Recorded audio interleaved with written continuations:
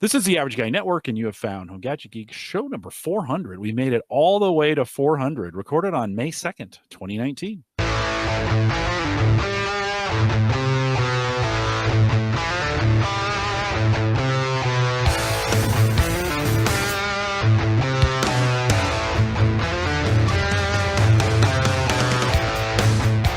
Here on Home Gadget Geeks, we cover all the favorite tech gadgets that find their way into news reviews, product updates, and conversation, all for the average tech guy. I'm your host, Jim Collison, broadcasting live from the AverageGuy.tv studios here in a beautiful Bellevue, Nebraska. Mike, these are the weeks you are so glad you're in Nebraska. The weather's been great. Are you getting outside at all to enjoy it? 100%. Every night, it's usually get home from work. The boys are usually already outside. Go outside, play with the kids, kick the ball around. And now they're starting to get into lacrosse. I'm starting to get the lacrosse sticks in their hands. So it's been perfect weather to get outside. Wow. Nice. No, nice weather here. Of course, we'll post a show with a few show notes this week. I don't know how many we'll have. There's going to be some in there. You might want to check them out. Actually, I have a bunch there. So you want to go check them out at the AverageGuy.tv, and then you can go /HGG400. We'll get you there as well. You can also join us live on our mobile app. Don't forget, easy way to join us on the road, homegadgetgeeks.com. We'll get that. Christian hosts that for me as well. And if you want to go out there and download that, either iPhone or Android, download it. It's super easy. I want to thank those who subscribe to us on Patreon. We appreciate you guys doing that. Helps pay the bills for that each and every year. And then, of course, don't forget to join us in our Discord group. Many of you had, I don't know, there's 60 or so out there at this point. The AverageGuy.tv/Discord will get that done. And so if you want to join us, you can do it. It's open right now. Great conversations going on. We got a bunch of channels open to talk about just about everything. If we do have a conversation that gets a little busy in the general section, Mike will break that out, and we'll get a new topic or just move that conversation over to that as well. All right, Mike, we made it all the way to show 400. Woohoo! It's been crazy. It's kind of fun. It's weird to think each time we. You start about 375 kind of thinking like, hey, we're getting kind of close. And we made it to 400. So we've invited special guests, a couple special ones. One of them is, or both of them go all the way back to the beginning. John Zajdler is with us tonight. John, good to see you. Welcome back. Hey, Jim, nice to see you. We're all getting older. You're getting a beard. I don't know. I know. I got a little on there. I know you got a little going on there, John. We've stayed in touch over the years, and thanks for saying yes to it. I'm still trying to figure out, Christian. We'll say this before we get too far. Christian, welcome to Home Gadget Geeks. We just had you on Cyber Frontiers, but welcome to Home Gadget Geeks. It's awesome to be back on the other side of the channel of the network here. Yeah, and we just did Cyber Frontiers 55 on Monday. I haven't released it yet, but. Christian, it's interesting because I think I met you through John Zajdler. I think that's the way this worked, right? I think you guys were doing home server show stuff, or how'd that work? Yeah, that was through the original release of Magic Wake on LAN for Windows Home Server, which was a year 2011 development special from Christian Johnson's keyboard and lab. And I believe John was probably either one of my first customers or first beta testers of it, and got me connected to the home server show community, which is where I then met you and Dave. Yeah, and I remember never have enough add-ins, Jim? Yeah, John, you were the king of add-ins. I remember the day that you said you got to meet this kid, Christian Johnson. Like, he's a whiz kid, and he's doing all this programming. You and I were talking. It was a Saturday or something, and you and I were talking about it. And so I called Christian, and Christian, the first time I met you, I was like, wow, this kid is really smart. But I've known a lot of smart kids in my life, and eventually at some point they all lose their mind. Like, they go off on you, or they go crazy, or they lose their mind, or they go off the deep end. That it seems to happen to all smart kids. And I swear to God, Christian, for the first year, I kind of waited for that moment. He was waiting. He was ready. It's like, when is Christian going to lose his mind? And I don't know. We've been doing this. We're coming up on 9 years this December. So Home Gadget Geeks, which Home Tech back in the day, we'll celebrate 9 this December. I think it's December 5th if I go back and look at that date. All not that important, but it is a testimony, I think. And of course, a lot of credit's got to go back to Dave McCabe and his. He started Home Server Show the year before that. And a lot of this community comes out of that. But a lot of us, I think, in the community, I'm going to rattle off some names here at the end of the show. A lot of us have stayed friends during this whole decade of doing this. And I think it's, you know, John, you and I haven't talked in a couple of years, but it was great tonight when you jumped in here and we could kind of catch up and how's the family and how are things going and what are you doing? Yeah. We're going to talk about your home server here in just a second, but you know, it's kind of nice. I think it's a testament to a great community when it can, you know, still everybody's still friends.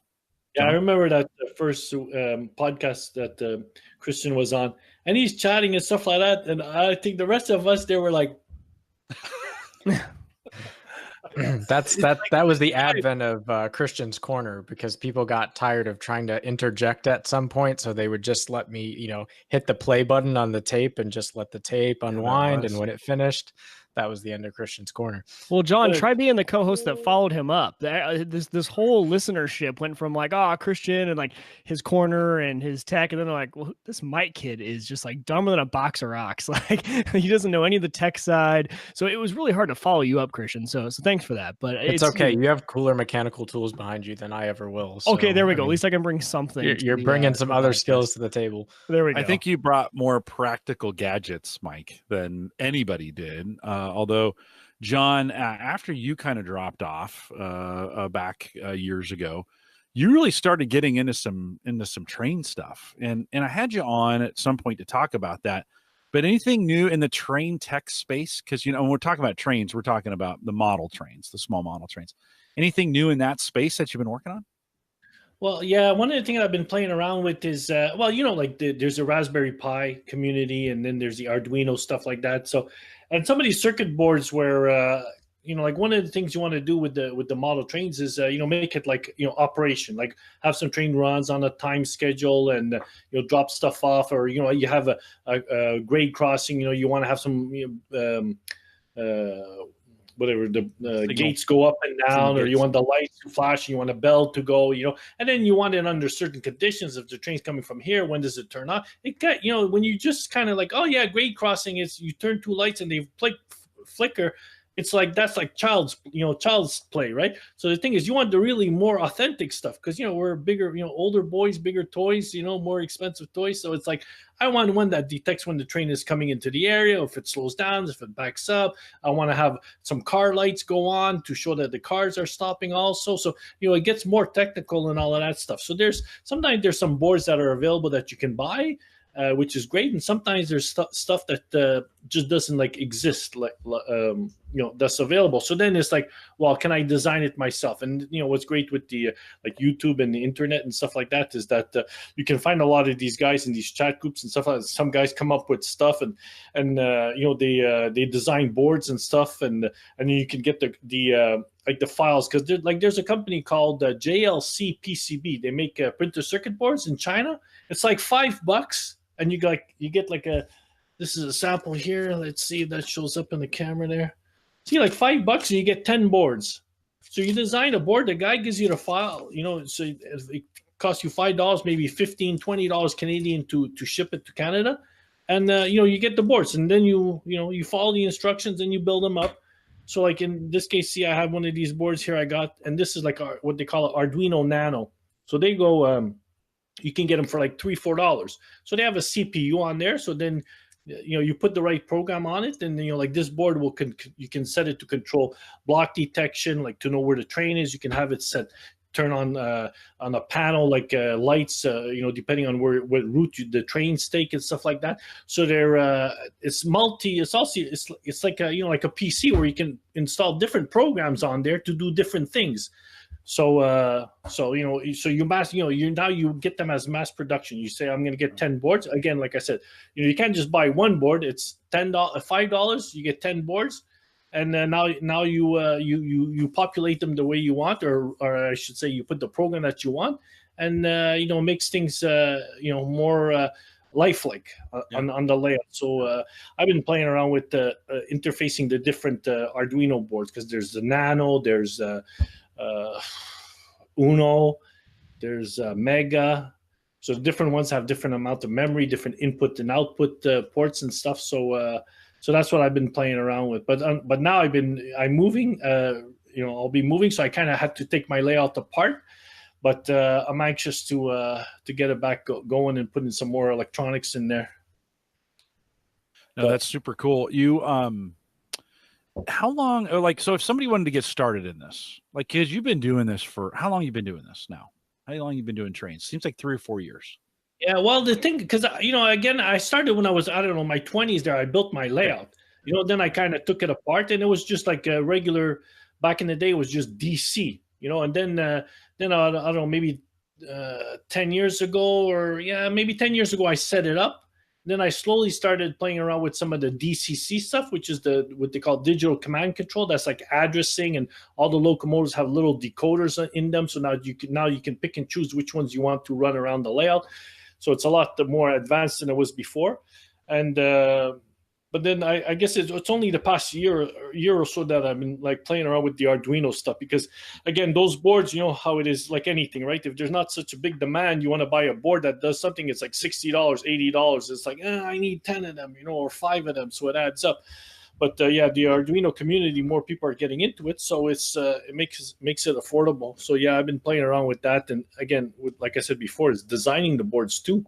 Yeah, no, it's kind of fun because you can kind of design them yourself. If someone wanted to get interested in this, like maybe they didn't know all this stuff was going on with model trains, what's the best entry point for them? Like, what would you recommend they do to kind of get? Wieger, don't listen to this because you do everything to the nth. And I'm going to come over and the whole basement's going to be full of trains. Well, I already got the Thomas the trains from the boys, and I already love those. So don't get me started with anything that I can start to add technology to. So just check out for a sec, Wieger, on this one. But John, where would folks go, or how would you recommend they get started if they were interested in? Well, the best thing to do is YouTube, is to go on YouTube and do some kind of search and see, and then you'll see some of these guys have their own web pages and their own, so their web page, their own site, and then they have a library of videos. So you pick and choose. You start to find the guys, and then it's like you have different scales. You have a HO N scale, or you might like maybe some European stuff, whatever. So you check out all the videos and then find the niche of where it is you like. And some of these guys, they end up having some boards. Like there's one website that I go to called Locoduino. It's a French site, but then you can use Google, Google Translate and stuff. So, and then those guys have like a forums, and then people are asking their questions and stuff like that. How do you build? So, and, but it tends to be more the European guys tend to be really like into, the quality stuff, like a bit of a high end, like, the equipment that they buy, the locomotives, like the German locomotives is like, it's like fascinating, the quality they put into it. And then also the electronics, some guys are higher up. So you'll find those guys out there. But what's nice about the U.S. guys is like the U.S. guys, the big thing with the U.S. is it's all HO, which is the big standard. And the European tends to be a little bit N scale because they have smaller homes. The U.S. it's like everything is done big in the U.S., right? It's like the guys got all their big giant basements, and these guys are running trains, and they got their hats on, and there's 10 people in the basement, doing stuff. It's like going to work. Crazy stuff. No, it's super great. Yeah. You guys trade boards and stuff. So like if you ordered, you say you ordered 10, right? You got to get 10 of these boards. Is that a situation if you get them local that you can feed those to other people locally, or do you just hold on to them? Well, sometimes it's I tend to hold on to them because like I'm playing around with some panels. I made some panels here like this, and then sometimes I mess it up. So I end up making, I'm making another one, so then after a while, you need your 10 boards, and the whole story is like with the shipping and stuff, it's, it gets maybe expensive, but I don't know, some guys, it's like, they have a couple of boards, they'll I'm following this one guy on the YouTube, they're IOTT. So him is like Internet of, you have IoT, which is Internet of Things, right? But him is Internet of Toy Trains. And he's an American guy, but I'm not sure nationality. He speaks with an accent, but and he has his files available and for download. He has like one of the things that Arduino does is they have what they call GitHub. It's a repository of where you can go and get all these different projects, related to, model trains or anything, all these electronics. So this guy posts over there, and sometimes he buys some boards, and it's like, okay, I have a couple of extra boards, and I'll have a raffle, or I'll send it to you for, whatever, $2, PayPal me $2, and you'll put it in the mail. But the thing is with again, JLC PCB, where you order the PCBs, if it's your first order, I think the shipping is free. $20 shipping, or well, they give you a $20 credit. So if that covers your shipping, then you're great, and $5 for the board. So sometimes you say, you know what, I'll just get 10 boards from that guy and it cost me $5. So it becomes like a non-issue. If you have to pay a lot of money, then it's like, how do I, I had to buy, like back in the day, it's like you bought 10 boards, or you have to buy a minimum amount of boards. Next thing you know, you're out a couple of $100, then you say, okay, how can I divvy that up between other guys and stuff?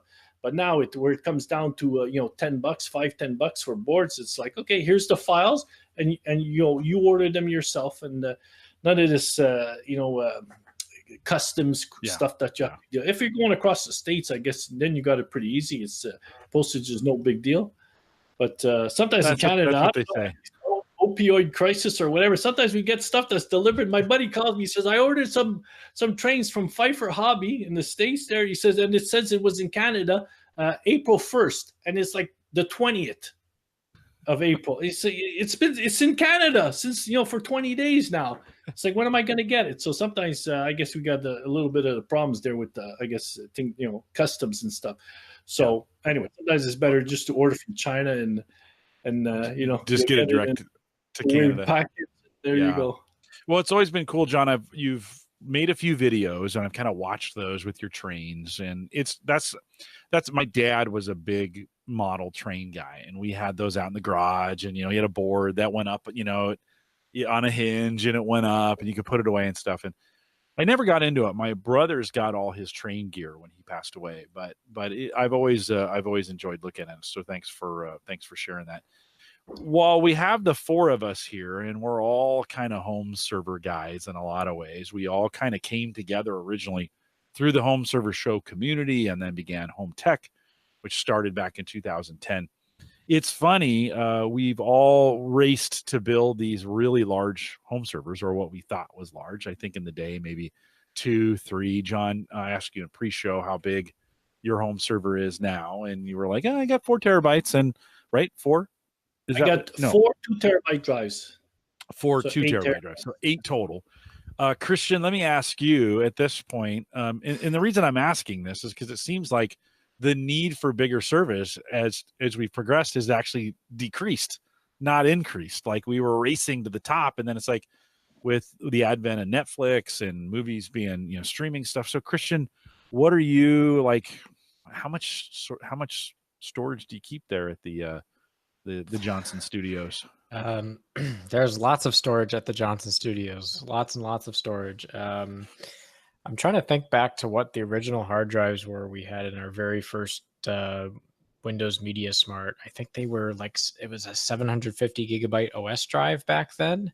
It was either 500 or 750 back then. And then having the 1 terabyte spinners was a big deal back then. And of course, it wasn't just storage for me about the home server and the whole original Media Smart attraction. It was also the CPU and memory. So the original toaster had a Celeron single core CPU in it and 1 gig of RAM. And the original home server OS was Server 2003 was the underlying kernel. So you put all these things together, and then people would want to run things like Twonky Media Server to stream television. It's like, good luck doing that on a single core Celeron. Like, all the more power to you. It wasn't enhanced at all by the fact that the Twonky code base and the encoding was just not that great, not that optimized. And then on top of it, you kind of have these clunky hardware components. And at the end of that evolution, within those same boxes, so we went on a toaster purchasing binge at some point where people were like, oh, I gotta dump and get rid of the terrible Celeron, and they were going up on eBay for a time like it was like handing out candy. So we rebuilt 5 or 6 of those and put in quad cores into each one of them, and those involved updated microcode to the BIOS to support the latest, I think they were Q series Xeon quad cores. And the max RAM you could put in each one, I think it's either 4 or 8, pretty sure it's 4 gigs. But that main board is so small in a toaster, you can only have 1 RAM stick. So we just put in the 1 4 gig RAM stick. And then, in the current evolution, running 3 terabyte spinners in those toaster sized boxes, which is kind of a nice trade-off if you're using storage pools in that environment today. But total aggregate capacity at the Maple Grove farm, there's quite a lot of it. But what do you have locally? How much do you have locally? Because I know don't you got quite a bit back in Buffalo, but yeah, what are you doing locally? I don't keep all that much local because I'm so interconnected over the networks. I have a 2 terabyte SSD as the operating system drive on my main workstation, and then a 2 terabyte spinner to do some backup. And I have a lot of other like 1 or 2 terabyte things sitting around, but I don't keep a lot of local like NAS server storage here because I just don't need it. How are you connected? Because you connect back to the Buffalo environment. So I have a layer 2 tunnel, which basically ensures that I can get backups to what is now Server Essentials, but what used to be Windows Home Server. I can get backup an image just as if these computers were sitting at an environment. So it's once you have the converged network thing kind of working out well, you don't need to replicate as much of the infrastructure locally. So, are you mostly keeping backups? You're not ripping movies at this point. You're not storing music, right? Nope. Maybe some photos. Nope. Yeah, got a decent amount of photos.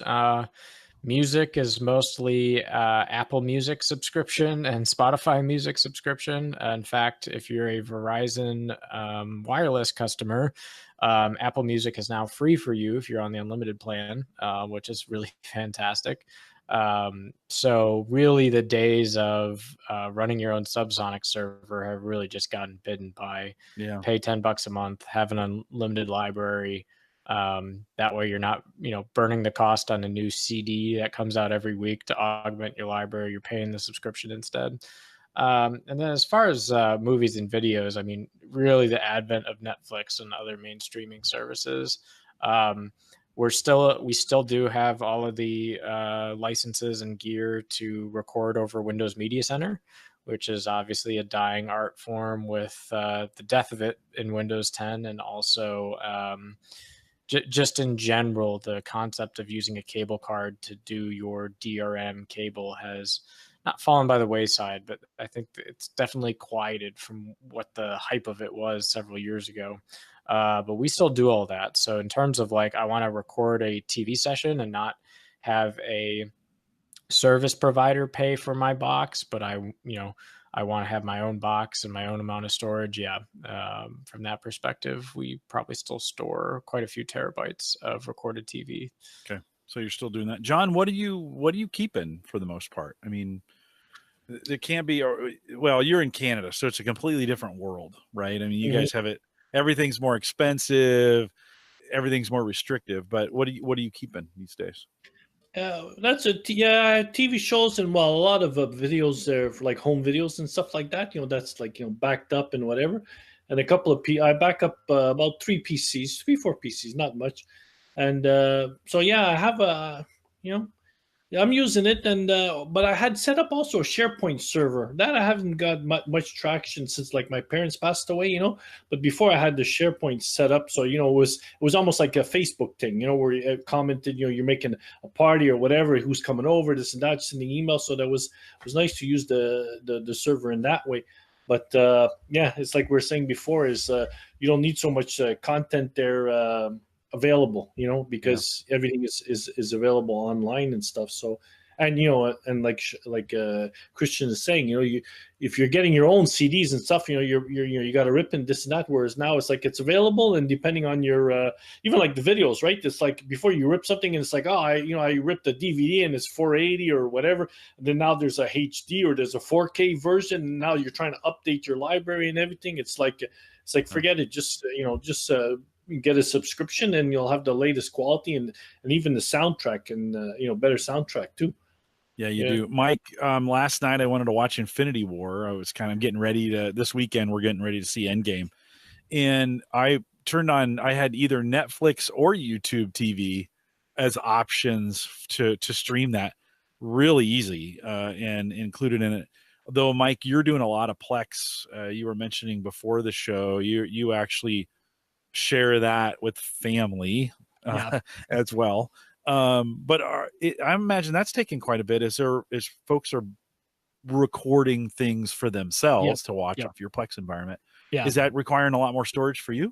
It is, yeah. So I currently have so I run everything on one Unraid box. So that runs all of my Dockers for everything I need. You sound like Mike Howard. Jeez. So that Unraid box has it's only got 18 terabytes of space. So I mean, a decent amount, but not a crazy amount of space. I'll probably need to add a few more here as we continue to go. Hold on 1 second. You said 18 terabytes, right? Yeah. Christian, John, in the day, 10 years ago when we first started this, if we would have said only 18 terabytes, that would have been a pretty big, gigantic. Yeah. So anyway, sorry, Mike. Keep going. The movie files, and especially, what is really big is because, like you said, we still do over-the-air recordings. We use a Silicon Dust Home Run HD. The limitation I'm running into is actually I only have 2 tuners there. So I'm getting a lot of requests from people to record shows that are at the same time. So I may need to add another one because although that's a dying art, it's actually still for me one of the easiest ways to just grab those. Plex does a great job of queuing up the recording. I have no, issues with legality in that sense when it's recorded over the air. So that's been my biggest issue is those recordings. And those recordings over the air, I should probably set up some transcoding when they come down, but I haven't. Those are very large files. Those TS files are extremely large. I used to have them, Plex used to remove the commercials, and that would actually do the transcoding at the same time. So it would transcode and remove the commercials. But Plex, for me, it's still not perfect enough. It's still cutting out certain portions of the show that are actually part of the show. So I turned that off. So now I'm just getting the raw, uncut recording from over the air.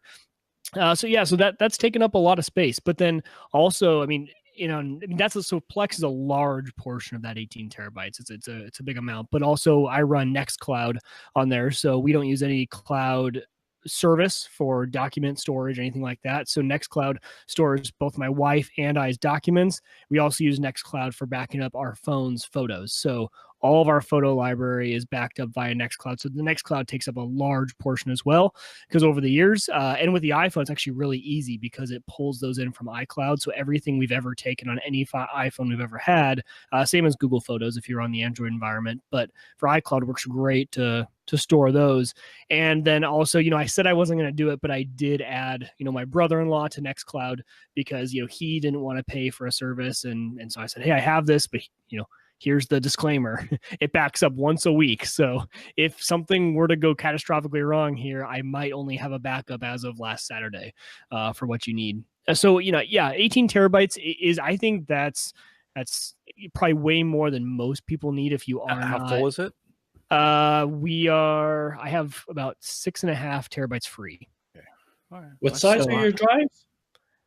There's a mixture in there. So with Unraid, the great part about it is they're all different. So I have 3 2-terabyte drives and 3 4-terabyte drives, and then another 4 terabyte as the parity drive for Unraid. Okay. So, and what's the sweet spot now for hard drives, like the terabytes? I think 4 terabytes. For me, 4 terabytes has been a pretty good sweet spot for the consumer. For the home user, I think that's been pretty good. Christian, I don't know what you're finding as you're buying new drives for your environment. Is 4 terabytes still a decent price point? Honestly, 6 is becoming the new 4 pretty quickly. Nice. Okay. It varies from time to time, but you guys buying new, or are you buying refurbs or? I don't trust refurbished drives in general. Okay. Same here. If it's going in my Unraid box, I'm not going to trust refurbished. So, what are you paying for 6? What kind of price point, Christian, are you paying for 6 at this point? Do you know? So most of it would be Gary's probably taking care of most of that, but yeah, well, all the latest Newegg stuff. So if you look at like the Seagate series or the Iron Wolf series, your 4 terabytes right now are going for $100, and your 6 terabytes are going for $210. So the 4 terabyte really only has the price point by $10 right now, and so to have or I'm sorry, I did that math a little bit wrong. If it was a 3 terabyte drive and you multiplied 2, it'd be a difference of $10 or so.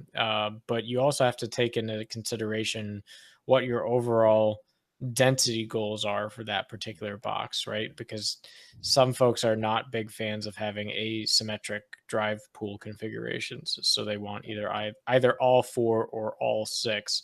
So I would kind of agree with Mike, though. 4 still seems to be really the sweet spot. If you think about where we were just a year ago, 3 terabytes were at that $99 mark point right now, but 6 terabytes seem well on track to be that next data It'll point flip. in a I think year it'll to year flip. and a half. Because Yeah, how it'll much flip did you say at the some 6 point. terabyte was? I missed that. The 6 terabytes, 210 right now, and Okay. the 4 terabyte But they're cheaper. You can find them cheaper. The 6 will be on sale for $150 from time to time, I think. Well, I the speeds matter too, right? So like if you're getting one of the cheaper 4 terabyte drives, they run at 5,400 RPM, but there's plenty that go for 7,200 as well.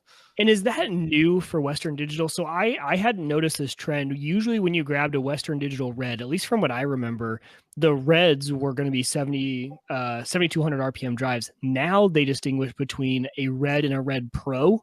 If you just Google or if you go to Amazon and get a WD Red, it's going to be at 5,400. So those right now, a 4 terabyte red drive is $119 but that's only 5,400. Whereas they now have the WD Pro, which is $170 for 4 terabytes. Has that always been the case for Western Digital and I just wasn't paying attention to speed? I don't think so, but I haven't been following it all that closely to answer definitively either. Yeah, I hadn't either. That's why I just noticed that when you put in red on Amazon, you've got the 2 options now, and I had never noticed that second option. Right. Yeah, and I mean, the class of the drive is really important, right? So Seagate makes a desktop drive that is an 8 terabyte retail desktop drive for $200, right? So that is exactly 2 times the amount of what you're paying for the 4 terabyte at $100. You can now get the 8 terabyte for $200. Question really becomes again, like, what is the performance you need out of it, and what overall density do you want? If I was looking for something that's like, I don't need really fast storage, but I want lots of space, I'd probably go up to the 8s and future-proof myself a little bit. Whereas if I think I'm going to have different speed requirements, or I'm going to be having more frequent drive failures or whatever, I might buy the 4s and then swap out over time. And that's the interesting part about Unraid as well, is that the way Unraid works, since it's not a true RAID, I mean, a lot of those drives are spun down most of the time because each file is stored wholly on one drive. So especially if you're a home user, and let's say you even share your Plex library. Like for me, I do share my Plex library with family, and you know, even when they're watching it, it's loading that file from 1 disk or 2 disks. Then maybe I go to upload to Nextcloud or Access, it fires up another disk. But I'm tending to find that, you know, you may be able to get away with a desktop quality drive in an Unraid box if you're kind of a light user, because it's almost using it like a desktop. Actually, it may use it less than a desktop. Christian, do you agree with that? Not agree with that? If it's not being spun up all the time in a non-traditional RAID environment? In what respect, I guess? So, I mean, for the money, okay. Yeah. So if I'm running Unraid and these disks are going, they're down most of the time, they're up because it doesn't need to read them all. If I'm going for could I maybe save some money and go desktop quality and maybe get the same lifespan, maybe not the same lifespan, but still get a decent lifespan out of those, maybe the 4, 5, 6, 7 years that I was seeing before. And maybe I don't need to spend the money on a Red for if you're running an environment. Sure. Like that. Yeah. I mean, definitely. For the most part, most of your home server based folks are going to be just fine with commodity drives. Unless you have a specific streaming use case or you're doing frequent writes to it. Usually most home folks are write once or twice and read a lot. Exceptions to that might be just kind of continual recording TV or things like that, but you only need so much IO to do those things. The other thing is thinking about the form factor in which you present the drives, right? Like today, it's probably still sexy to do an Unraid and drop some drives in an NAS of some kind and put on your network. But when I can pay $200 to throw in an 8 terabyte drive into my desktop, if I buy 2 8 terabyte drives and put them in RAID 1, then I don't have to run a separate server. I have plenty of local storage. I have the fault redundancy where I can lose a drive. So there's a lot more configurations for folks who want to price it at different points that don't necessarily involve going straight to, I'm going to run a NAS in my home environment.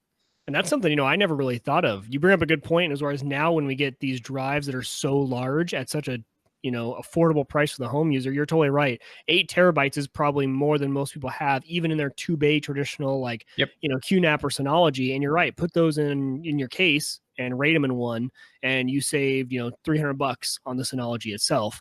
Yep.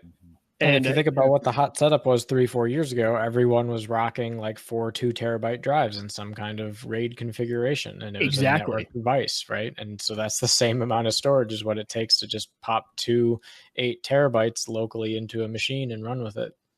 Yeah. Doing what I've been doing for the burst mining here on the crypto side, and we won't talk about it from a crypto perspective. So don't turn it off. You're like, oh crap, Collison's talking about crypto. No. I've been buying the refurbs. So I've been buying the 4 terabyte and 3 terabyte refurbs off of eBay. A couple companies out there that I've been using, and I'm throwing these things in docks and running them. I mean, in burst mining, they are running all the time. These drives are hot all the time. I mean, I really probably should have some kind of cooling over them. They're open air right now at this point, so they're probably cooling just fine, but they're on all the time. And I have had very, very few failures with them. So I know, Christian, in the environment you're running, you're not necessarily going to trust those. But I think for the average consumer, if you were looking to blow out some storage, I was picking up 4 terabytes for $60. So that's kind of a nice, and I got the 3s down to 40 at one point. They've come back up to 50, but it was a really nice way to blow out some extra storage and not go, and not have to get really pricey. John, Canada's always a little bit more expensive, or do you feel that as well? Or are you getting some of the same prices we're getting here? No, I haven't shopped for a drive in a while.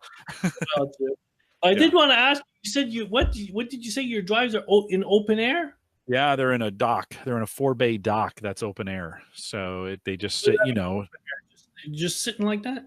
Yeah, just sit in open air, plugged in, sit in open air. They're hot as they are. They run warm. I kind of wonder, what I'm thinking in my head there is like, let's say you have a couple of hard drives and you're like, okay, I got them connected in a box, a chassis or something like that. But like they're just exposed, they're not like in a case or whatever. You're thinking the ambient temperature is going to cool it off. But in reality is you need a box that has what do they call that? The air pressure that is pushing in, and negative air pressure, to cool those drives off, right? Yeah. Well, and that's really the question, Mike. You're going to say something? No, the one thing I was going to say, moving away from cooling, was the one environment that I do think Christian touched on a little bit is read writes, what you're doing and what drives are suited for that. I have noticed I have gone through drives extremely fast when it comes to a home network NVR. So I have 9 cameras writing to this disk all the time. WD and all the other brands make them. It's called for WD. It's their purple drive. They are meant for heavy write and very little read. So when you think of that drive, that is recording from my cameras 24/7. I'm very rarely going back and actually accessing it and watching it. And so for drives on the wear and tear, I actually was putting desktop quality drives in there before, and I did have 2 of them wear out. And this Unraid box has drives in it that are close to 10 years old, if not. Probably 9 years is probably the oldest drive, but there are some that are really old and they are fine. And I've gone through desktop drives really fast in an MVR, whereas I switched to a purple and it's been rock solid and hadn't had any issues. Well, good to know. I guess the application matters, right? Right. Yeah. It's that IO. It's the read the write. For the burst stuff we've been doing, it's constantly reading those drives. They never get a chance to spin down. They are just constantly running. Right. And yet I've had some pretty good luck with those. Christian, do I run any risk of having those drives? They're open air. They're basically being cooled by ambient temperature. I don't have a fan on them. Is that any better or any worse in your opinion than having a fan on them? It depends how much airflow is in the room and what the room temperature is. It's pretty cool down here. It's a basement, so it's pretty cool. Yeah. So generally I wouldn't have any major concerns there. It's typically the tighter spaces where you really want to make sure you have consistent fans either pulling air through or pushing air out. But Schoonover is telling me to get a fan on them. That's what he's saying. I don't know. They've been running this way for a year, and not all of them, but many of them out there have been running that hot for a while.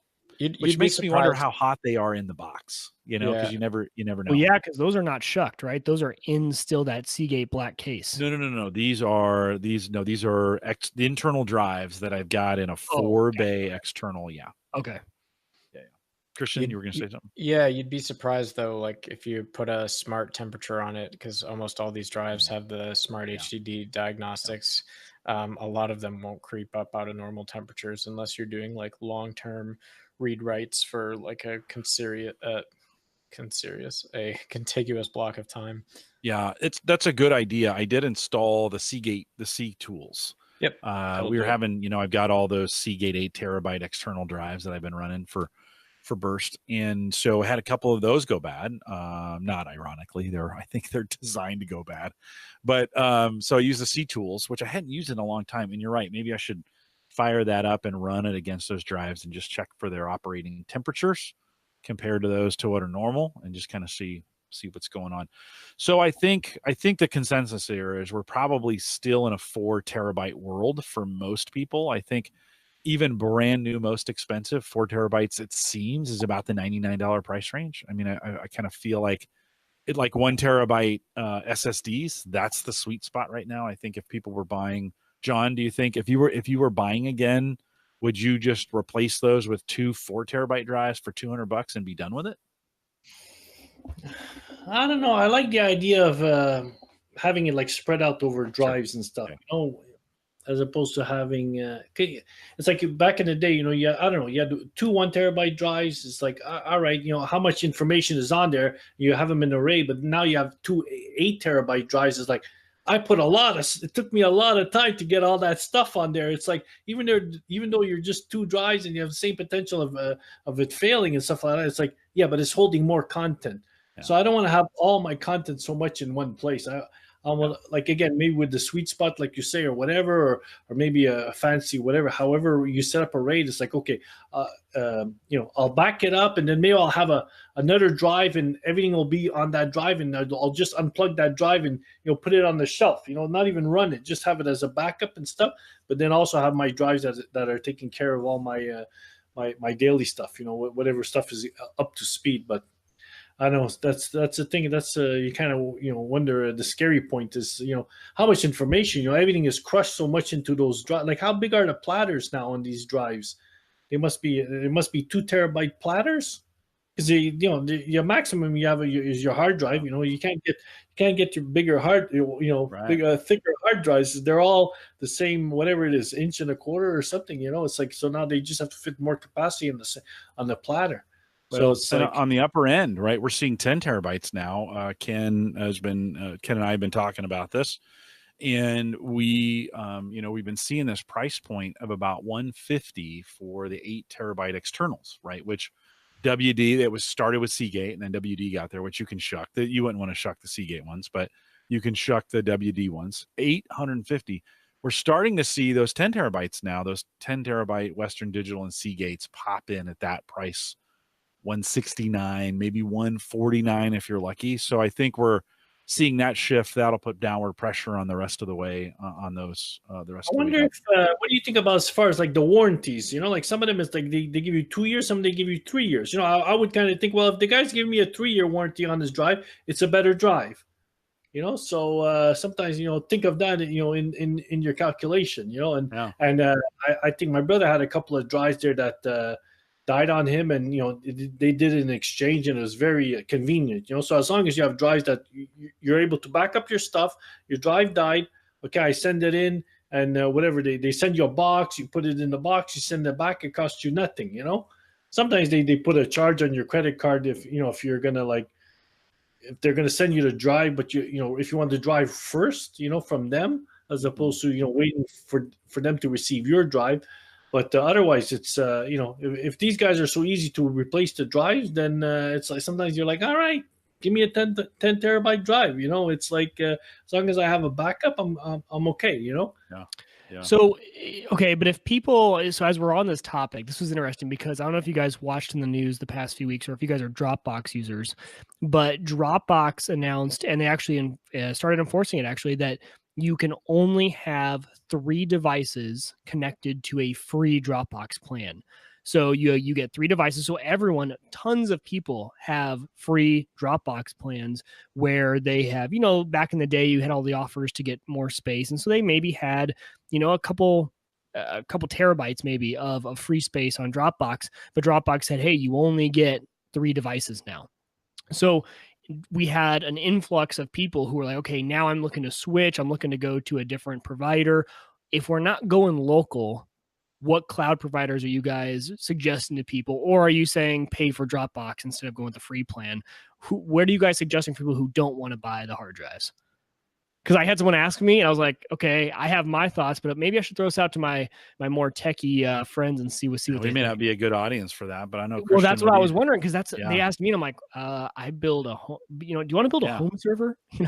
What's your budget here? I know you were on a free Dropbox plan, but how do you feel about dropping a few bones on a home server? I don't know. I think before you guys answer, I mean, at least at this point, I'm a OneDrive guy on Microsoft, and that's kind of for most people they're buying the most Office. common answer, yeah. Right. I don't know. Christian, what do you think? And then John will come to you. Yeah, I'm the worst person to ask this. I know we're a bad audience for this. I know, but essentially, I'm kind of the opinion that at that point in the game, your best bet is to go for what your environment is. So if your compute environment is predominantly Apple, then I would go with iCloud. And if your compute environment's predominantly Windows, then I would go with OneDrive. Okay.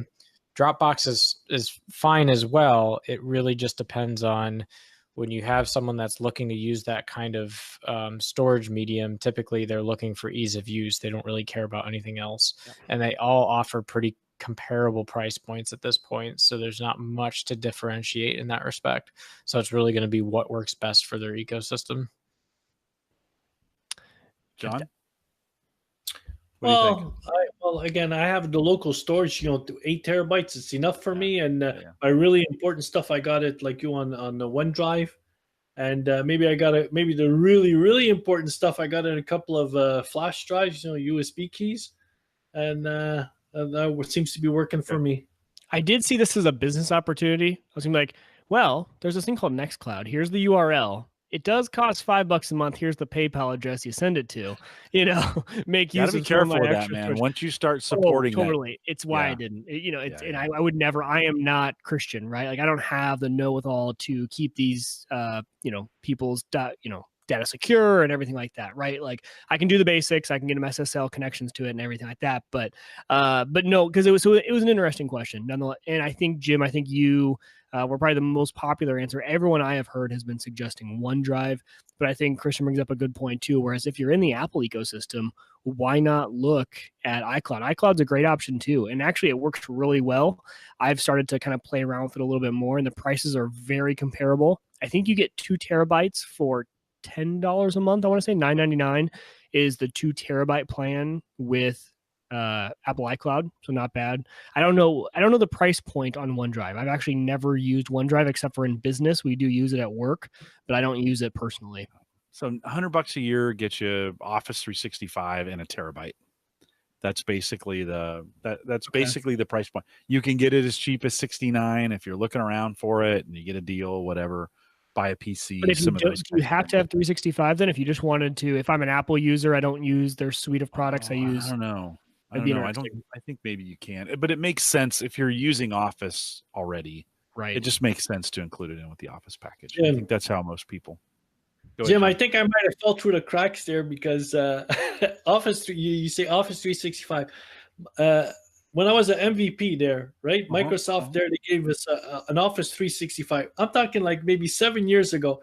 I keep getting emails that is being renewed. Look, 7 years later, I got Office 365. I think it's like the professional one or whatever, and like you say, 1 terabyte of storage. Yeah. Thank you, Microsoft. We won't tell anybody. I never. There. I should check. I should check my MVP account. I haven't done that since I let it drop. I think I have because I never attached my MVP storage to my own personal storage just for that reason. I knew it was going to last forever, and I didn't want to get too dependent on it. I think I've earned 70 gig or something like that, a 75 gig on OneDrive, and it's good enough for what I'm doing. I've been paying for photos to be on the Google in the Google Drive because of all the fancy stuff they're doing with photos. So I pay a whopping $1.99 a month. I had to just pay that thing for a year and be done with it or whatever. Maybe you can't. I don't know. But that seems to make, again, that works for me. I don't mind paying $2 a month to have my photos up there. What does the $2.99 get you? Because I don't pay for anything. I just do the free Google Photos. I mean, I think is the main difference. I needed more space. Full resolution, because it's unlimited for free. Yeah, I think. But they compress it down a little bit, and I don't care about. Okay. Video. Maybe I wanted to put some video out there as well. I think that was really it. We had some video that I wanted to, and I wanted to take advantage of that space, and I filled it up with whatever I did, and I was like, okay, it's $1.99. I'm just gonna take advantage of it and take it. So. Jim, you make me think of like Dropbox there. I haven't used, well, I don't think I used it in the past year, but so what's funny is once in a while I get, that's it. You put your some of your pictures or whatever family, because family pictures and videos and stuff, it's precious, right? So it's like, okay, I'm going to put that online somewhere, and you find a Google Drive here, or you find a Dropbox there. Next thing you know, it's like a year goes by, and it's like they send you an email and they say, hey, you haven't been using your subscription, we might cut you off and stuff like that. And you should log in. You log in, like, look at that. There's pictures from whatever. It's like, I haven't seen that for whatever. So sometimes it's like opening a little time capsule. It's like, hey, look at that. I didn't know I had that. So it's kind of like a found treasure. You get out there. Oh, that's right. But that's one of those kinds of things too. When you need it, I've left little notes for myself all over the place of like, okay, this stuff is here and this stuff is there. And, I put this over here just because, in 6 months or a year, you can be like, okay, where did I store those tax documents from 5 years ago? It's like the guy, where are my glasses? Exactly. It has been one of those things, John, where especially with like legal documents and taxes, and where I've really worked hard to keep those in one spot, whether I've kept them on OneDrive or I've kept them locally or I've kept them wherever, so that I wasn't spreading those all over the place, and I literally now have 15 or 20 years worth of scanned documents, the ones that I need, and I scan way less than I used to. I used to scan everything, like the utility bills, everything I scan. Now I only scan really the important, because in most of those things you can go back to, and most you don't ever need. You really don't need those kinds of things. But so I've tried to keep all those documents together. Christian, Mike, you guys, right, being at your age, you can't even imagine. I think the two of you are probably just used to everything being stored for you. Like, you wouldn't think for the most. There's a few documents, maybe like a mortgage, Mike, or maybe like some of those kinds of things. But Christian, are you keeping, like, you don't keep your bills, right? You pretty much just trust they're going to, if you need to dispute them, you can go to the site and get them? It depends. There's some stuff I'll still have hard copy printouts for, just because that's the type A disposition that I'm blessed with. Like, I don't even keep bank statements. Like, I just I can get them if I need them. I can go to my bank and get them if I need them. No, it's more like notices about changes in accounts, or like certifications of not necessarily purchases, but there's plenty of stuff in life where it's like, we'd like to prove your residency. Okay, well, let me go pull the folder that has these 4 documents that I can just photocopy and give you, right?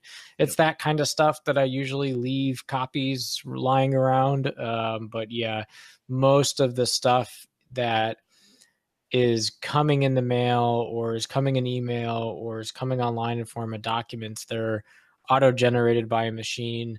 They have somewhat of a limited life shelf to you. And especially for like bills, like for your cable bill, it's like, okay, did the auto pay clear? Awesome. Then I don't care. Have a nice day. Right.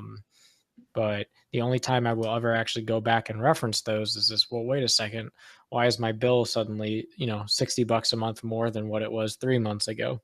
But I find I can go back to those companies and get those bills most of the time. Mike, what do you keep anything? You scan anything in, or take photos of it? The Nextcloud app is actually perfect. You just go in there. It's kind of like the OneDrive Lens, I think, right? It used to be, or whatever Office it was. Lens. Office Lens, yeah. I scan most stuff in there, put it if I really need to. But you're right, bank statements, all of those. I don't keep any bills. I don't scan bills. I'm scanning documents kind of like Christian, right? Like ownership papers. I do that especially for like guns or permits for guns or hunting, things like that. I'm always scanning those in because it's the one time I don't, that I'm out hunting or I'm doing something and a ranger pulls up and they want the documentation and I better have it. Things like that could get me into a lot of trouble if I don't have proper documentation, I'm keeping. Yeah. Yeah. Jim, you're making me think of, like you said, bank statements and stuff like that.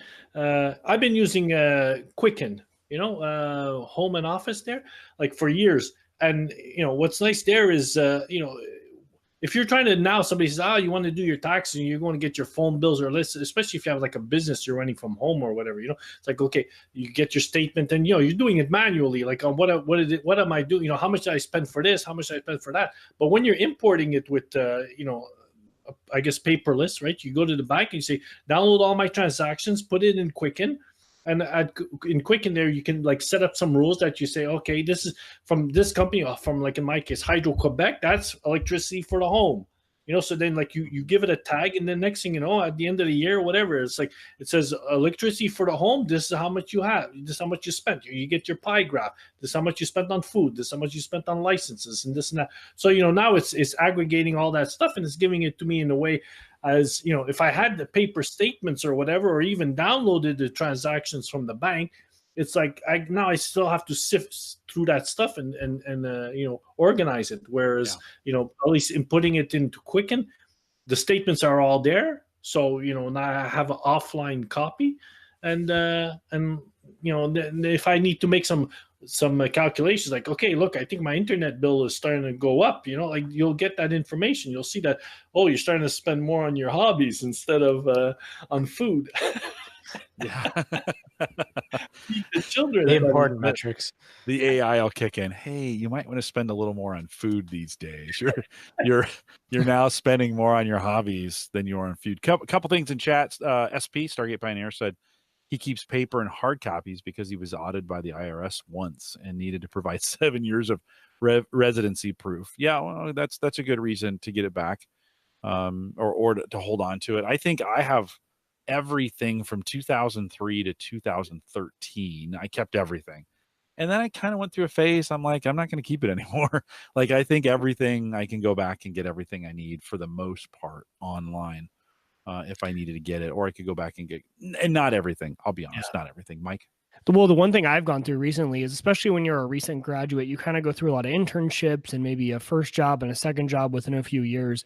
And going back and getting your tax, like your W-2s and things like that from a former employer, it's really easy when you still work there. Sign into the HR portal and get it. Once you're out and they've cut you off, really hard to go out. You can still get it. I mean, you could definitely call up the company and still get it, but those sort of documents are also good to keep around. I mean, if you're still working there, you can always go back. But once you change jobs, so even actually my routine was, because I was going through this with internships, was right before I leave, log into HR portal and really just download all of my key documents. Yeah.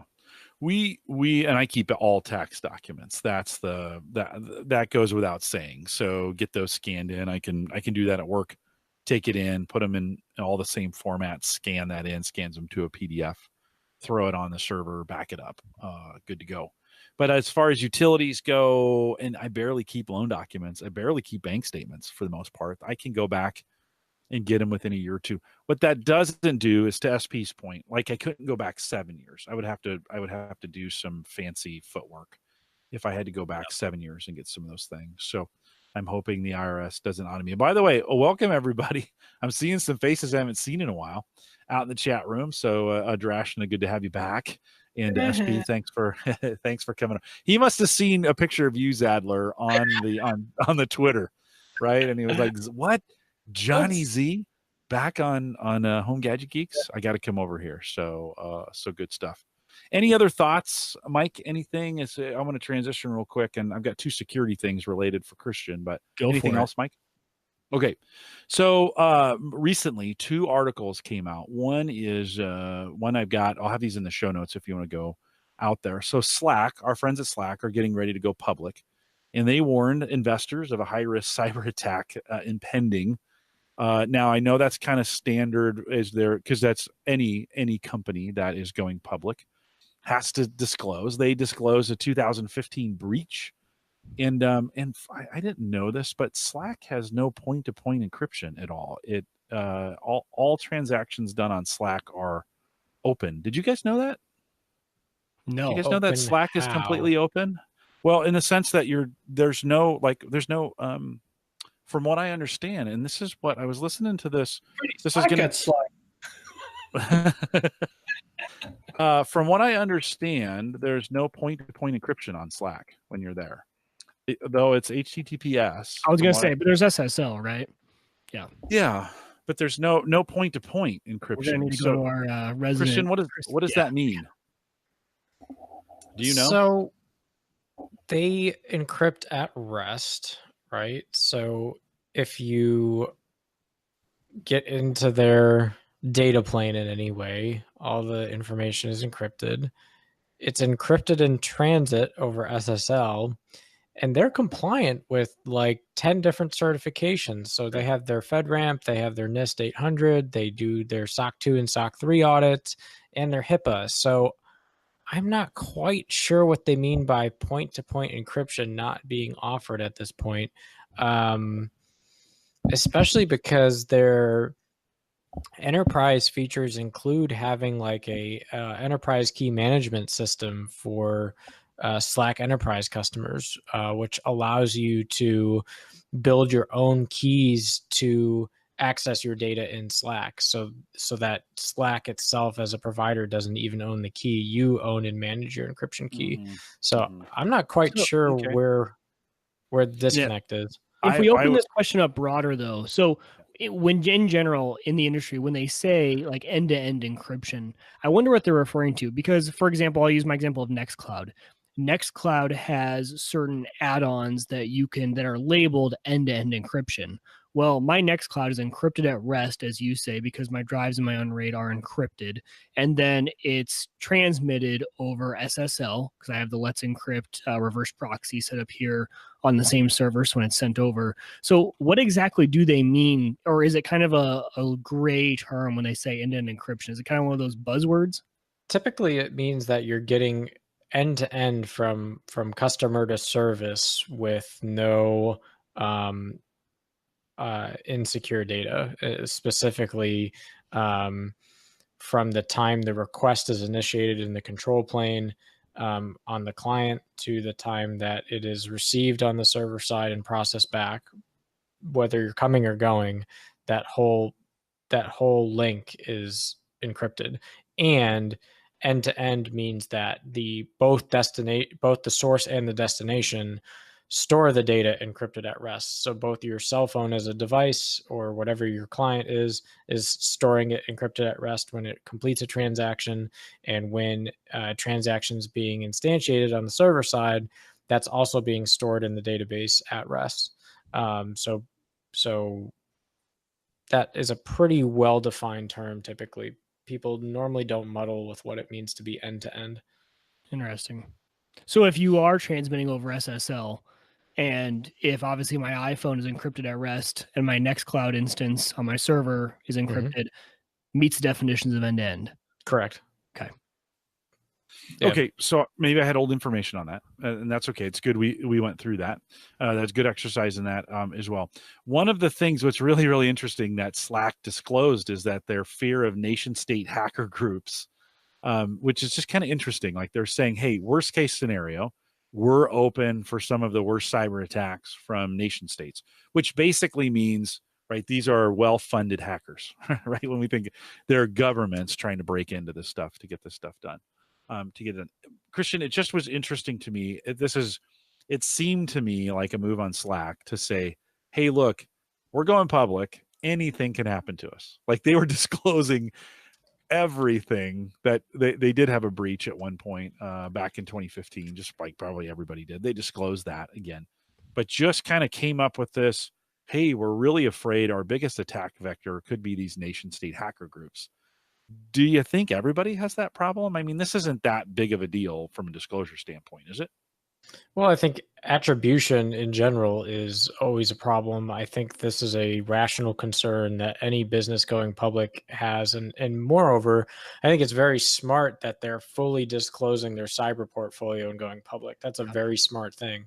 A lot of the companies that have big reputational problems threw it under the rug and then it came out after the fact and then they get dinged left and right. So by kind of coming up front now with, hey, here's the whole picture, here's our whole set of concerns, and here's the whole history, investors now feel like they're not being kind of bamboozled. And that should bode well for them maintaining the trust and reputation of the organization.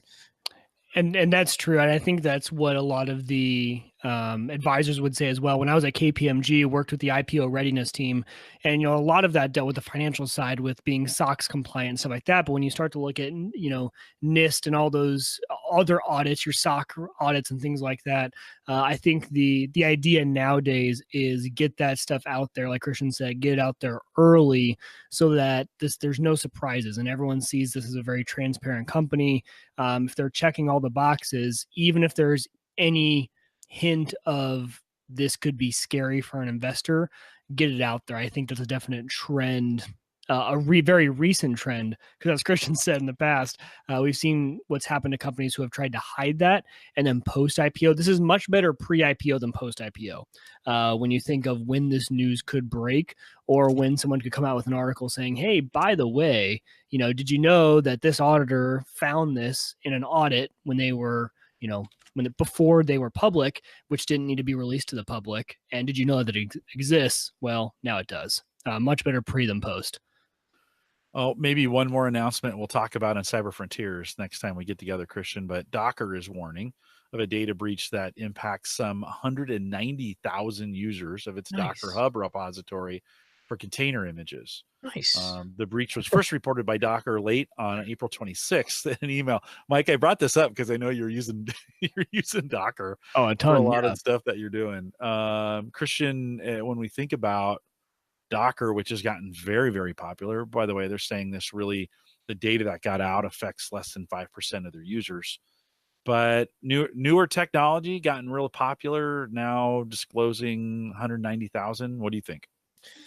Not all that surprising, especially with the containers themselves. It continues to be the general world. First off, was the breach specifically the container registry itself, or was it a vulnerability in the container system? So it says according to Docker, the data breach involved unauthorized access to a single Docker Hub database that was only storing a subset of non-financial user data. At this time, it's not clear how the breach happened or how long the attackers had unauthorized access. Okay. Username, passwords, some of those things, I think, is what got okay. What got so that sounds more just like Docker's actual enterprise infrastructure, not necessarily the container technology itself. There has certainly been a lot of vulnerability disclosures related to containers themselves, particularly because the whole point of a container is to have a more or less an isolated sandbox that shares a kernel space without having to do anything special. And so there's a lot of advantages of that when you want to deploy an application, rather than having to build a separate VM or a VM fleet every time you want to have containerization. Now you can share the same kernel, share the same physical hardware, and get those proper resource isolations. Problem with that becomes it is one level closer to jailbreak than what jailbreaking a VM is, right? When you want to jailbreak a VM, you have to bypass the hypervisor somehow to get on the physical hardware. When you want to jailbreak a container, you're looking more about how to break the operating system's understanding of what that environment is so that you can get to the host or the parent operating system, but you're sharing the same physical kernel and you're sharing the same operating system, which is really key. So containers have had a bigger bar, I would say, to getting to that same level of enterprise readiness that virtualization is today. They're close. There's a bunch of containers used in enterprise, don't get me wrong, but in terms of maturity of the technology, it is just not quite there yet. We talked about this 3 or 4 episodes back on Cyber Frontiers about one of the recent container vulnerabilities that was a 0-day and found by a team of researchers doing a capture the flag event. And they essentially took advantage of the /proc file system, which is what every Linux file system uses to basically give you a nice, clever way of walking through all the open file descriptors and memory maps and other things in the operating system. But it's not really POSIX compliant 100%. So they were able to take advantage of some pointer logic. Anyway, if you're interested in that kind of stuff, go check out that episode. The point is, though, it sounds like this was what I call a vanilla data breach, meaning like this could have been a target or any kind of other vendor that was using a database, storing passwords, etc. So I don't see anything specific related to the container technology in this instance, but yeah, they do say in the release, Docker Hub contains many different types of application images and is used widely. Docker emphasizes in its FAQ that an incident had no official application. Mike, you'll be glad for this. No official application images were compromised. Official images are those developed by Docker and its partners to benefit from additional authenticity and scrutiny. We have additional security measures in place for our official images, including GPG signatures on Git commits, as well as notary signing to ensure the integrity of each image. And then the breach is particularly relevant for developers, more so than just regular users of Docker Hub. So when we think about developers who are signing in, I think of those are for the developers. They also say for Docker Hub users, there's no action required to preserve your security. Docker stated a password reset link has been sent to any users who potentially had their password hash exposed. And I imagine it's not password in the clear, but their hash, which would have to be worked. You change the password, you're fine. Is that make sense then, Christian? Yeah. Yeah. Okay. Christian, in the Docker world, on top of this, do we start to see that we have trusted repositories and non-trusted repositories? Do we start to find that the repository is important when we're looking at implementing some of these Dockers?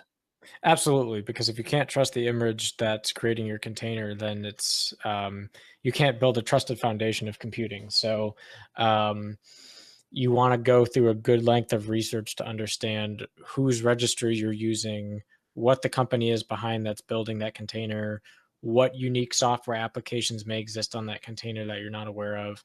And if you're using a public image, you want to use some form of validation checklist to make sure that you're getting the container you think you are, both from just like an integrity standpoint of like, hey, when I downloaded this container image, does the checksum match what the upstream says it's supposed to be? Right. But then moreover, getting some additional validations from the vendor that produces that container image as to how they built it and what validation steps you can take to ensure that there's nothing in there that you don't want to be in there. But super important. It would be like saying, I'm going to download a variant of Windows 10 that was forked off by a non-Microsoft developer that wrote their own little stuff in it, which would be illegal under the Microsoft licenses to begin with. Yeah. But just in general, or better yet, I created my own new Linux distro. Use Linux. It's awesome. And, I have no idea what the source code modifications are to that kernel or to that branch of the operating system. So, yeah, but I just think it's more important too, because I think a lot of more average guy users are getting into Docker and they're pulling these containers from who knows where.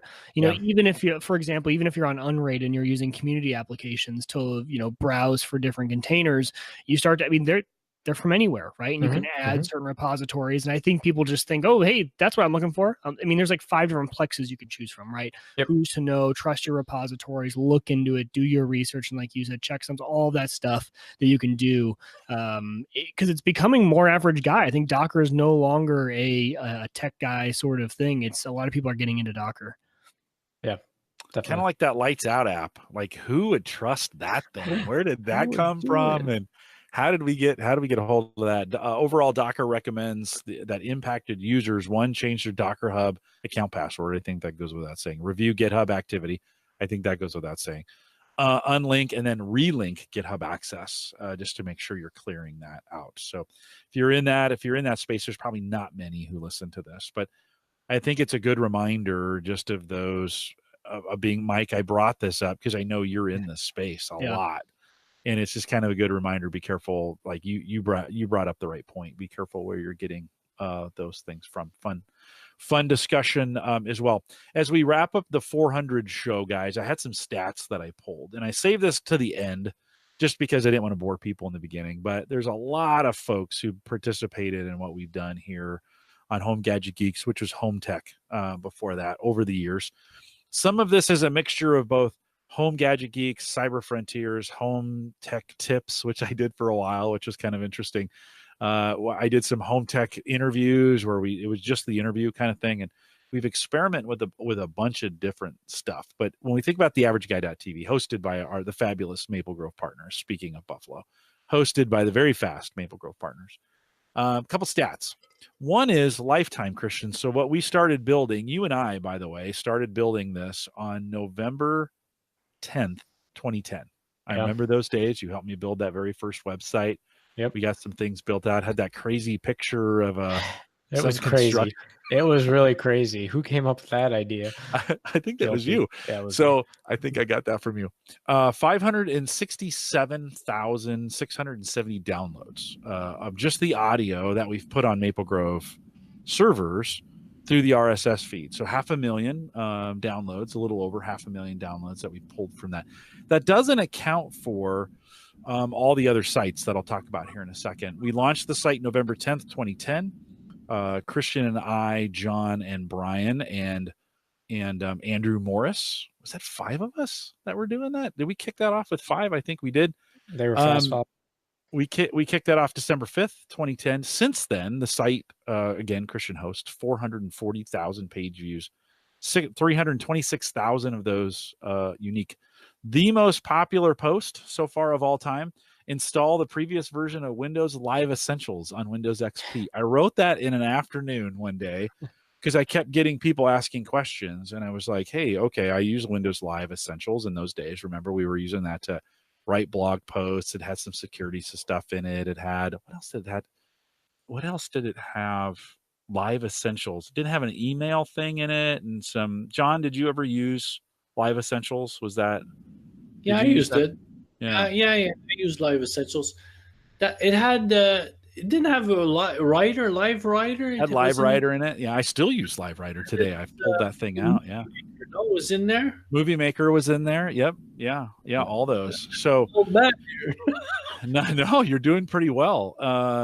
So that has been the number one viewed post that we've done out there. The YouTube channel has 1,200 subscribers now, 111,000 views lifetime. Most popular, John Greenaway, by the way, did this one. Ecobee 3 smart thermostat, Amazon Echo Home Kit, and Simply Safe. I shouldn't have said that.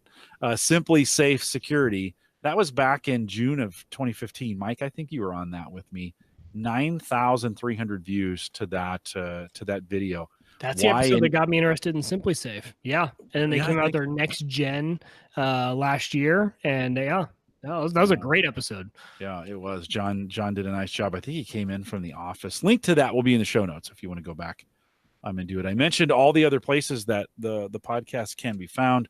That I was going to say that: Podomatic, Spreaker, SoundCloud, Mixcloud, Shout Engine, AudioMac, Podcast.com, Anchor, and now Archive.org. Actually, every episode back to 100, because I don't know if Maple Grove Partners will be around forever, but Archive.org will be. Well, you know what? True. I might host Archive.org someday. You never know. I was just going to say that someday that will be on Maple Grove Partners. But I think you can go back to episode 100. I don't think I started until I started pushing that over there till 100. But leave them out there. They can maybe be found in the future long after I have gone. The network has been supported by Patreon subscribers, $2,300 worth of support since July of 2016. So thank you for supporting the show and for doing that financially. We've had guests. I mentioned Andrew Morris, who was an original host on this, Dave McCabe, Jay Moore, John Zajdler, who came on originally and stayed through maybe, I don't know, 200, John? Do you think he stayed that long, or 150? I can't remember. Yeah. When you bowed out. I remember that day you called me. You were like, hey, I think I'm kind of done. I don't think I'm going to do this anymore. It was a sad day. Rennie Phipps was on here. Mike Howard, of course, Mark Robson. Mike and Mark have partnered with us together. I'm kind of mentioning the guys that have been on here at least twice or more. Rich O'Neill, which we did the Rich's Random podcast for a while. That was fun. Saturday afternoons. Christian, did you ever make it on a Rich's Random podcast? I think one or two. Yeah. I think so. Yeah, that's another, I forgot about that. That's another Average Guy production that was out there for a long time. Kevin Schoonover, Nathaniel Lindley, Gordon Schmidt, Bill Pullman, Sess White, John Stutzman, Greg Welch, Paul Brerin, Kyle Wilcox, John Greenaway, I mentioned him earlier, Brian Friedlander, who's out there in the chat right now, Rich Hay, Chris Barnes, Dwayne Robinson, who's been on a bunch of times. I think he's been on 7 times or so, Edward Weniger, Joel Rushworth, a fellow MVP that I met out at a conference, Aaron Lawrence, who has come on and been a guest host and done a great job with us, John Larson, John Biggs. They have all joined us, and I'm sure I've missed somebody. It's hard to do names like that, but I think a pretty cool list of names in the community of folks who've joined us across 400. Christian, did you want to add? I think we've had Gary for at least 2. That's right. No, I never. Gary was on. I never wrote him on my list, but he was on a bunch. I think we have probably close to a dozen shows if we went back and counted. Yeah. No. Super good. So some notable companies that have come on, and we've had Ring.com, LastPass, Social Bro, which became Audience later on. Kangaroo, the guys at Kangaroo came on. That was a one great time. Yeah, that was a good one.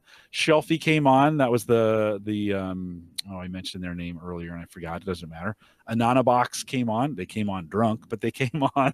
Remember that, Mike? That was fantastic. Yes. Yeah. They thought they thought this was going to be a party podcast and that you had to be drunk to come on. And then we got serious, and I remember their engineer going, "Oh, like this is going to be a serious." They're asking me real questions. It's happened to the best of us. Not naming names. No, I know. I know. Reset Plug. Loria Petrucci came on. She had Callie Lewis. She came on and was part of it. Moro Data, Ghost Browser, Unraid, and then Habitat, which was just on a couple weeks ago. A pretty cool list, guys. Christian, John, thanks for getting me started in this. You guys were a big part. Christian, you've been a big part of the platform, I think, from day one, getting this Maple Grove Partners up and running. I think sometimes you invented Maple Grove Partners just so you could host. That's pretty much it. It was just for Jim Collison. But it very much came out of a need of, at the time, shared web hosting providers were the big way that new time podcasters would try and get on the web. And man, shared web hosting was slow. The servers weren't well maintained. They were overcrowded. They weren't ready to handle the age of media. PHP was riddled with holes in it. It just was really nasty. And it got to a point where it was like, you know what? I need more control than a shared hosting provider. And then we did, believe it or not, I think when we started hosting The Average Guy, I don't think it lasted on shared hosting for very long, but I do think it started there. You're right. And you're right.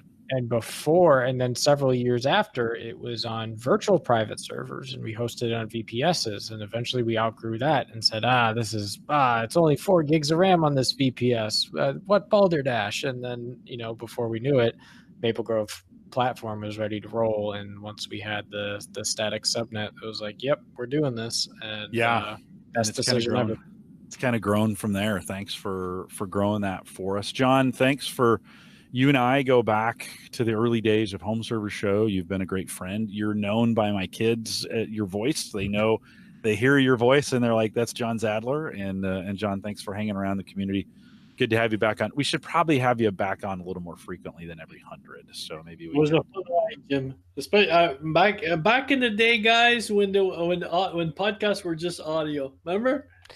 Home Server Show, there was just and then remember Ustream? We couldn't see each other, and it was Ustream, and we would just log in together. We would talk, and then that day that they created Hangouts, right? I think and we started using video, or we're using video on Ustream before Ustream, that. I remember we were recording on Skype, right? Yeah. And, Then Anyway, it was good old times. No, you know what? We could record the video on Ustream, but we couldn't broadcast it. And what Google Hangouts brought was the ability to broadcast it. And we got broadcasting here pretty quick. Because I have some old videos where I've recorded it on Ustream. In fact, Christian Gary's on a bunch of those videos. That was the Gary era when I had him on here. And we had a bunch of those recorded on Ustream. And so it's the Skype windows screen captured with Ustream. Yeah. And those go back, that's 60. I think that's Home Tech 60, 61, somewhere in that area if you want to go back. And it's crazy how expensive those used to be too. Do you remember how much like Ustream subscriptions used to cost? Like being able to live stream at like a high def rate. And the fact that, Hangouts has always been here, just like the free thing. Yeah. And we really haven't seen a Hangouts competitor. I mean, we did see, what was the one we tried out for a little while, Jim? Blab. Yeah. So we've seen some come and go, but I don't think even some of the video conferencing like Zoom and things like that, they haven't got into the space of having a broadcast feature for and recording that's easy. Yeah. Mike, I'll say thanks to you. You've hung around for the last 4 years of this. 4 years now, yeah. Together, and tons of fun to, I always look forward to Thursday nights. I do too. It's pretty great to jump in here and to be able to do it and kind of watch the community grow. We've kind of watched Christian grow up through the time as well, which has been kind of fun. Christian, you were 15 when we started. I know. If you want a time box of what adolescence looks like, man, go on YouTube because there it is. Your voice is just a little bit higher in those old, not too bad, just a little bit higher. But it's Jim, I had never owned an Apple device before. I had never owned anything but an Apple device when I started. That's why you brought me on, was to be the Apple voice of reason. I think it kind of flipped on you because you ended up getting me into Windows and home servers and a server rack full of Linux and Windows, everything like that. No, you did flip. I couldn't believe it. I remember the show when you started talking about that. I'm like, hey, wait a minute. I brought you on specifically to talk about Apple stuff. Well, you should have put me in this community. This community has been awesome. They keep teaching me things, and the Discord has been even, has made that even better. I've implemented like 10 new things since we started that Discord server because of listeners who have had great ideas. No, it's super great. Well, and let's say thanks to the listener, you out there listening to this one. If you were still listening after this point, you're the most engaged listeners we have because we've been going an hour and a half or so. I think about where we started with the website, and then, of course, moved on to Facebook, and then moved on. We've been moving into Discord. It really goes way back to home server show forums or reset forums now in the community that's out there. And you guys just won't go away. It's just the craziest thing. We keep doing these things, and we show up on Thursdays. And I don't know, there's probably 10 or 15 guys out there right now. And I appreciate you guys doing this every single week. I keep thinking, guys, at some point, I'm like, okay, at some point, this is going to end. But that end is not today. Like I keep showing up on Thursday nights. And Mike, you keep showing up. We have shows. We have great shows like this. John, Christian, great to have you back on. But it's one of those things where I kind of think, like, how long does this last? And what do we do? We're coming up on 9 this year. It'll be 10 next. How long can we do this thing? I guess as long as there's tech around, and as long as you guys keep listening. So as long as my kids keep going to bed at 7 o'clock at night. Dude, that's not going to last forever. I'm going to lose you at some point, Mike. At some point, family's going to take over. Sports will start to happen on Thursday nights, and the kids will get to that age where they have activities. And I can't get Christian on here on a regular basis. Shoot, we can barely get a Cyber Frontiers done every 90 days or something like that. So Zajdler, you better saddle up, man. You might have to come back. I'll try to find some interesting content for you, Jim. When the kids are too busy raising families, us old guys. I think you said that like 8 times in the pre-show. Us old guys. Maybe we'll have to do it. So we are live every Thursday, 8 p.m. Central, 9 Eastern. If this is the first time you listened, the shows are kind of mostly like this. And we just get together and spend some time talking about it. We are live every Thursday, 8 p.m. Central, 9 Eastern out at theaverageguy.tv/live. We don't plan on going anywhere. We'll do 400 more in the process, I think, as long as I can, as long as I got health and people keep coming out. And we keep getting downloads. Oh, why not? Why wouldn't we do it? And I want to say thanks for listening. Congratulations to everybody in the community as well. It's a testimony to you guys as well that we make it to 400. Thanks for all your support on Patreon and in the groups and all the nice things you say and all the great emails that you send. I appreciate it. You can always contact me if you want to do that. Jim at theaverageguy.tv. Great way to track me down. If you want to track me down on Twitter at Collison. Mike is at Wieger Tech. Over there, we always love to hear from you. Of course, we'll say this one more time, Maple Grove Partners. Get secure, reliable, I had to say it, Christian, get secure, reliable, high-speed hosting from people that you know and you trust. If you want to get plans as little as $10 a month and WordPress and podcasting optimized, maplegrovepartners.com will get it done for you. We want to say thanks for coming out. We got through 400. We'll stay around for a little bit of post-show. And no crypto this week. We won't do the crypto post-show. Not a lot has gone on in that anyways. But with that, we'll say goodbye, everybody. Good night. Bye-bye.